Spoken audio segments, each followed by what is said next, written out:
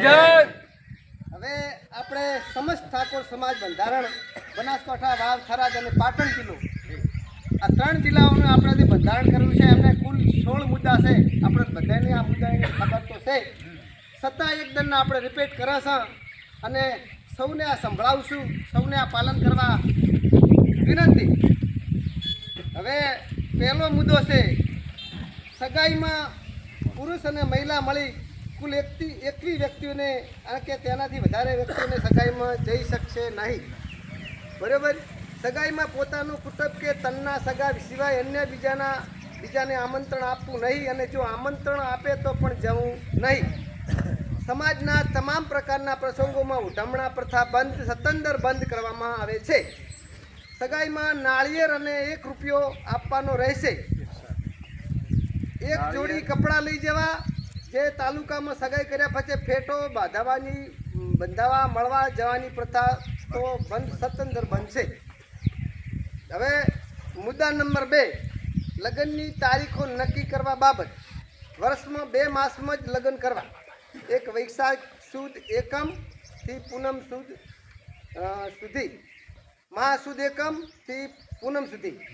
ખાસ સંજોગોમાં અર્જન્ટ સમયમાં લગ્ન કરવાના થાય તો તેમના ભાઈ કુટુંબો જો મળી અને આ લગ્ન કરવાના રહેશે. એટલે કદાચ આપણને કદાચ ટૂંકમાં એટલે સમજણ ના પડી હોય, જે 2 મહિનાની અંદર 15 દિવસ જે લગ્ન કરવાનો સમય આપણા સમાજે નક્કી કર્યો છે, એના સિવાય પણ જે કોઈ લગ્ન કર્યા વગર રહી જાય તો કરી શકશે. પણ એ પોતપોતાની સામાન્ય રીતે કેમ કે ફલાણો ના આવ્યો, ફલાણા ના મોકલી, ક્યાંક ના બોલાય, ક્યાં એ નહીં કરવાનું. પોતપોતાની રીતે લગ્ન કરી શકશે, પોતાના કુટુંબ રીતે બરોબર કરી શકાશે. પણ એ રીતે. હવે મુદ્દા નંબર 3, લગ્ન મૂકવાની પ્રથા સતંદર બંધ કરવામાં આવેલ છે. આપણે લગ્ન મેળવાનું નથી. સામે સામે ચર્ચા કરીને ગણેશ લેવાનો રહેશે. લગ્ન પ્રસંગે પત્રિકા છપાવી નહીં. સાદું કાર્ડ રાખવું હોય તો રાખી શકાશે. મોબાઈલ ફોનથી ડિજિટલ કાર્ડ બનાવી અને અમુકને અન્ય મેસેજ આપવાના રહેશે. સામાજિક પ્રસંગ રાજકીય આગેવાનો હાજર ના રહી શકે તો કોઈ આગ્રહ રાખવો નહીં અને નારાજગી રાખવી નહીં. મુદ્દા નંબર 4, જાન લઈને જવાના પ્રસંગ. જાનમાં સનરૂફ ગાડી એટલે પેલું નહીં, પેલું સનરૂફ ગાડી લઈ જવાની રહેશે નહીં. જાનમાં 11 થી વધારે વાહનો લઈ જવાના રહેશે નહીં. જાનમાં ગાડીઓની લાઈન લગાવવાની રહેશે નહીં. જાનમાં મહિલાઓ અને પુરુષો મળીને કુલ 6 વ્યક્તિઓ જઈ શકાશે, એનાથી વધારે નહીં. જાનનો વરઘોડો કે મામેરું કે જાનમાં ડીજે લઈ જવું સતંદર બંધ રાખેલ છે. જાનમાં શરણાઈ વગાડી શકાશે. સાદી શરણાઈને ઢોલ વગાડી શકાશે. હવે મુદ્દા નંબર 5, સમાવાનો પ્રસંગ અને પડલાનો પ્રસંગ. 1 મિનિટ પહેલામાં જેમ થોડાક સમજવા મિસગાઈડથી એમ ફરીથી આ બનેલો મુદ્દો ના બને એટલા માટે ખુલાસો કરું છું. જે લખવામાં આપણે એવું લખ્યું છે કે મોમેરામાં કે જોનમાં ડીજે લઈ જવા શકાશે નહીં. પણ એનો અર્થ એમ ના સમજ્યા કે મોઢ વગાડીને નાચતું ના આપે. બરોબર. સતંતર બંધ એટલે સતંતર બંધ.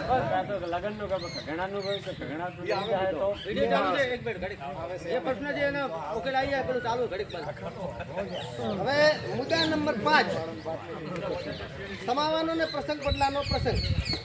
બુટ્ટી, મંગળસૂત્ર, પગની જોંજરી અને સાદી બંગડી, પ્લાસ્ટિકની બંગડી લઈ જવાની રહેશે. આ સિવાય અન્ય કોઈ દાગીના કોઈ પણ સંજોગોમાં લઈ જવાના રહેશે નહીં. લગ્ન પ્રસંગે હલ્દી રસમ, એન્ટ્રી મારવાની પ્રથા કે અન્ય કોઈ રસમોની પ્રસંગ રાખવામાં આવશે નહીં. હવે જમણવારનો પ્રસંગ. જમણવારમાં 1 મીઠાઈ, દાળ, ભાત, કઠોળ, લીલી શાકભાજી, રોટલી કે રોટલો, પૂરી અને છાશ રાખી શકાશે. અન્ય બીજી કોઈ પણ આઈટમ રાખવાની રહેશે નહીં. હવે મુદ્દા નંબર 7, મામેરાનો પ્રસંગ. મામેરામાં મહિલા અને પુરુષો સાથે વધુમાં વધુ 100ની સંખ્યામાં લઈ જઈ શકાશે. બરાબર. અને મામેરામાં વધુમાં વધુ તમામ પ્રકારના 11 વાહનો લઈ જઈ શકાશે. મામેરામાં કપડાની ઓઢમણા પ્રથા સતંદર બંધ રાખવામાં આવે છે. તેની જગ્યાએ રોકડ ઓઢામણું કરવાનું રહેશે. મામેરામાં ઓછામાં ઓછા 11,000 અને વધુમાં વધુ 1,51,000 રૂપિયા મામેરામાં રોકડ મામેરું ભરવાનું રહેશે. મામેરામાં કોઈ પણ પ્રકારના દાગીના કે વાસણ લઈ જવાના રહેશે નહીં. મુદ્દા નંબર 8 પુરગત આટલું નોટો બેડું અને ફક્ત રસોડાનો સેટ આપવાનું રહેશે.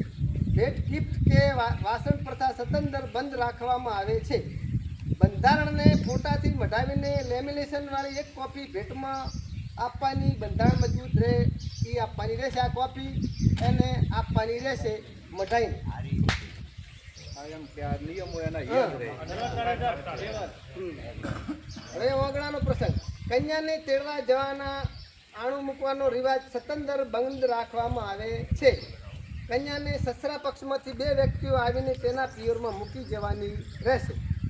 હવે બોલમણા પ્રથા. બીમારી પ્રસંગે રાવણા અને આમંત્રણ પ્રથા એટલે કે બોલમણામાં પ્રથા બંધ કરવામાં આવે છે. 11 ઢૂંઢ પ્રથા. ઢૂંઢ પ્રસંગે આમંત્રિત કે રાવણું રાખવું નહીં.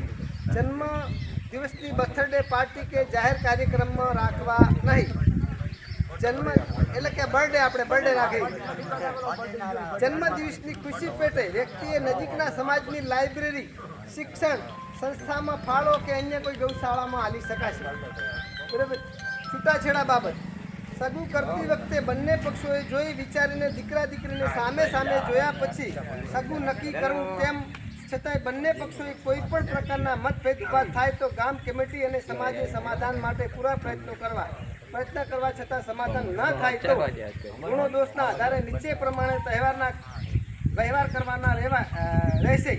લગ્ન કર્યા પછી 2,50,000% અડધી રકમ સમાજની તાલુકાની શૈક્ષણિક સંસ્થામાં ફરજિયાત આપવાની રહેશે. લગ્ન પછી સંતાન હોય તો 3 લાખ આપવાના રહેશે. રકમ 100% પૂરેપૂરી બેંકમાં એફડી ફિક્સ ડિપોઝિટ સંતાન દીકરા કે દીકરી નામે કરવાની રહેશે.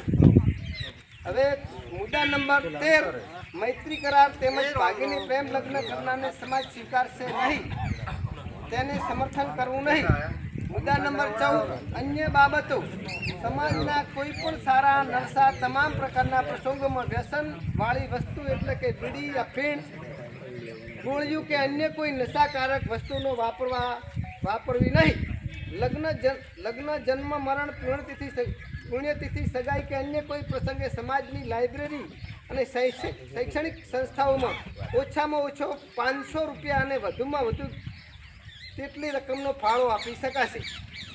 મુદ્દા નંબર 15 મરણ પ્રસંગ. મરણ પ્રસંગે ખીચડી, કઢી અને તેલ અથવા ઘી વાપરવું. આ સિવાય અન્ય કોઈ વસ્તુ વાપરી શકાશે નહીં. બેસણામાં કોઈ વાન કે કવાર ગણવો નહીં.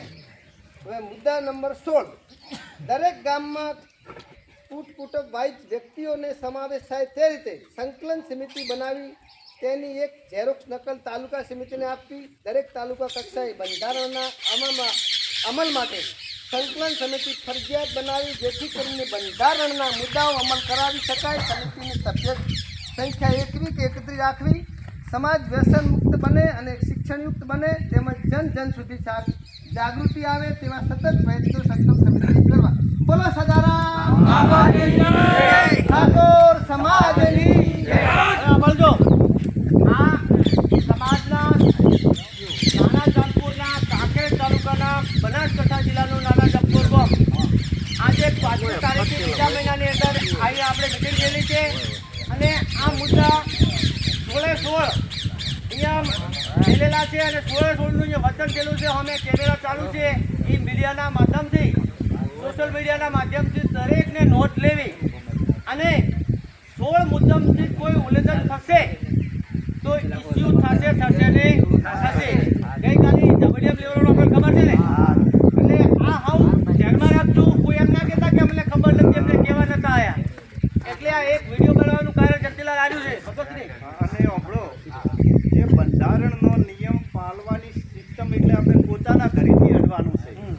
એનો અર્થ કે ડાયરેક્ટ બીજો આવી જ નહીં કે આપણા છોકરાને આપણે બનાવવાનો છે અને કદાચ એમ નહીં કહી શકાય કે છોકરો નહીં માનતો. છોકરો નહીં માનતો એવો પ્રશ્ન ઉભો થશે તો એના ભાઈઓ કુટુંબવાળા કહે છે તારે છોકરા ભેગું રહેવું છે કે સમાજ ભેગું? કે ના છોકરો નહીં માનતો તોય છોકરા ભેગું એને રહેવું છે તો ગોમ આવશે અહીંયા અને ગોમ કે છે કે તારે આ જે રિવાજ તોડે છે એના ભેગું રહેવું, સમાજ ભેગું રહેવું છે. તારું નહીં માનતું તો તારે ગોમનું માનવાનું છે કે આ માનવું છે, માનવું સમાજ કેમ કરવું પડશે અને તારું કુટુંબ પડ્યું રહેશે અને સમાજ કુટુંબના નાચ બારી કાઢશે અને કદાચ આખું ગોમ જો એને સપોર્ટ આલશે તો પછી સમાજ આપણા ગોમને કોઈ જે ગોમ જે વર્તન ના કરે ને એને પછી સમાજ નહીં સ્વીકારે. આવા નિયમો છે. કદાચ કોઈ એમ ના વિચારતા કે ડાયરેક્ટ જ મારા છોકરાને કોઈ બહારનો આવીને કે એમને મારા છોકરાને મારે કહેવાની ફરજ બને, આપણે સૌને આપણા ઘરેથી હડવાનું છે. હા, એટલા માટે બધા પોતપોતાની રીતે આપણું આ જે બંધારણ બન્યું છે ઠાકોર સમાજનું એ પેઢીઓ સુધી ટકી રહે અને એનો હેતુ આવતી પેઢીનું ભવિષ્ય છે. કારણ કે આપણી પેઢી ખોટા ખર્ચા કુરિવાજોમાં આડે ધડે ખર્ચા કરી અને 2 વીઘા ટુકડો હોય જમીન વેચી ડીજે વગાડે છે, પાર્ટીઓ કરે છે. એ દેખાડો એકબીજાનો ફલણે આવું કર્યું મારે એનાથી આવું ભારે કરવું છે. ના ભાઈ, ભારે પડાવમાં તો આપણે ભાગી જા, તૂટી જા, જમીનથી વેચી જા, ત્યાં થોડુંક રહ્યું છે. એ હવે જો આવતી પેઢી માટે છોકરા માટે રાખવું હોય તો આ બંધારણને પાળવું જરૂરી છે. એટલે આપણા સમાજનું બંધારણ ટકી રહે એના માટે આપણે સમાજ ભેગું રહેવું. કારણ કે જો સમાજ એટલે નાચ એટલે નાચ ગંગા કહેવાય. અને એમાં આજે આપણું એક પંખીના માળા જેવડું નાનકડું રૂડું ને રૂપાળું નાનકડું ગોમ હોય અને આ આપણા ગામના તમામ યુવાનો, વડીલો, અમારા બાપુશ્રી, આગેવાનો, આ સરપંચશ્રી વધાર્યા છે તો આપણે આપણા સમાજને સપોર્ટ કરી અને બંધારણ સારામાં સારું ટકી રહે એના માટે આપણે બધાને પ્રયત્નો કરવાના છે. બોલો ઓગણ મહારાજ, સીતારામ બાપાની જય. 2 મિનિટ આપણા બાપુને